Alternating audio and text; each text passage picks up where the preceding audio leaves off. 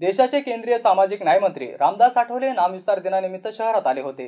सुभेदारी विश्रामगृह येथे पत्रकार परिषद घेत त्यांनी महत्त्वाची माहिती दिली आहे।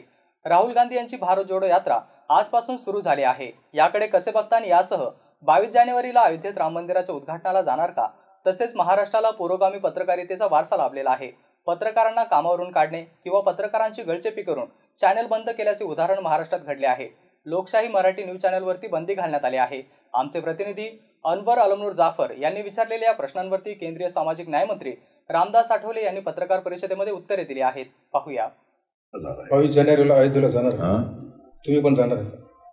जाणार म्हणजे बोलून तर जाणार, निमंत्रण आलेलं नाही आहे, पण निमंत्रण येईल की करायचं आपल्याला, निमंत्रण येईल, आलं तर जाणार। कारण आपण सर्व धर्म समभावाची आपली भूमिका आहे।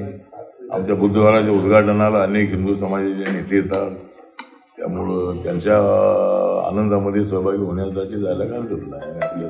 शंकराचार्यांनी विरोध केलाय, शंकराचार्यांनी विरोध केलाय, मंदिर विरोध केला। प्रतिष्ठापनेला मंदिर अधुरं असल्यामुळं श्रीरामाची प्रतिष्ठापना होऊ शकत नाही असं सांगून तिथं मूर्तीच्या प्रतिष्ठापनेला ह्या कार्यक्रमाला विरोध केला। त्याची काय माहिती नाही मला।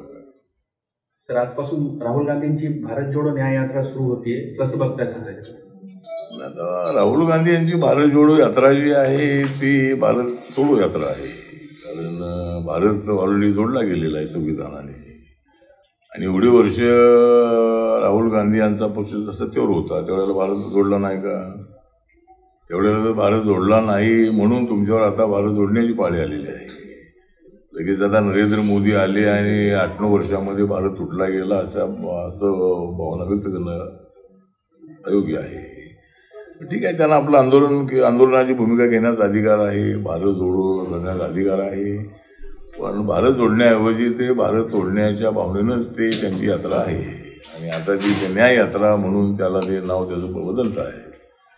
त्यामुळं न्याय आता ज्यावेळेला वेळ होती त्यावेळेला न्याय दिला नाही, आता न्याय ते कसा देणार काय माहीत नाही आहे। ठीक आहे, त्यांच्या या यात्रेला चांगला प्रतिसाद सुद्धा मिळतो आहे, ही गोष्ट खरी आहे, पण लोक बघायला येतात। राहुल गांधी हे सोनिया गांधींचे चिरंजीव आहेत, राजीव गांधींचे चिरंजीव आहेत, त्यामुळं गांधी फॅमिलीबद्दल खेड्यापाड्याच्या लोकांना थोडं इंप्रेशन असतंही, त्यामुळे कुणी नेता आला तर त्यामुळं जाऊ दे, आता अजून झालं नाही कशाला सांगत।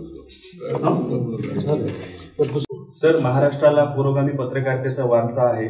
महाराष्ट्रातला एक विख्यात चॅनलवर बंदी टाकण्यात आलेली आहे, 1 महिन्यासाठी त्याला सस्पेंड करण्यात आलेला आहे। लोकशाही चॅनलला 1 महिन्यासाठी बंदी आहे, संपादकावर पण गुन्हा नोंदवलेला आहे। सर, कसं बघता ही पत्रकारांची आणि चॅनलवाल्यांची गळचेपी आहे का? तुम्ही कसं बघता या गोष्टीकडे? आता नाही, आता मला लोकशाहीवर बंदी आणलेली आहे काय मला माहिती नाही आहे, पण बंदी आणली असेल तर नक्की मी त्याची माहिती घेईन। आणि लोकशाहीमध्ये किंवा या आपल्या देशामध्ये भारतीय घटनेनं जे दिलेलं मीडियाचं स्वातंत्र्य आहे त्याच्यावर गदा येता कामा नये, आणि त्यांना आपली भूमिका मांडण्याचा अधिकार आहे, पण मीडियाने सुद्धा चुकीची भूमिका मांडू नये, योग्य भूमिका मांडायला हरकत नाही आहे। पण आता लोकशाहीचं काय झालेलं आहे मला माहीत नाही आहे, पण नक्की त्यांच्यावर जर अन्याय होत असेल तर नक्की मी त्यासाठी विचार करेन। आणि लोकशाही चॅनल हा मी नेहमी बघत असतो, थोडी मराठी चॅनल बघत असतो, आणि अत्यंत चांगल्या बातम्या देणारं हे लोकशाहीचं चॅनल आहे, त्यामुळं त्याच्यावर अन्याय होऊ नये ही माझी भावना आहे, माझी भूमिका आहे।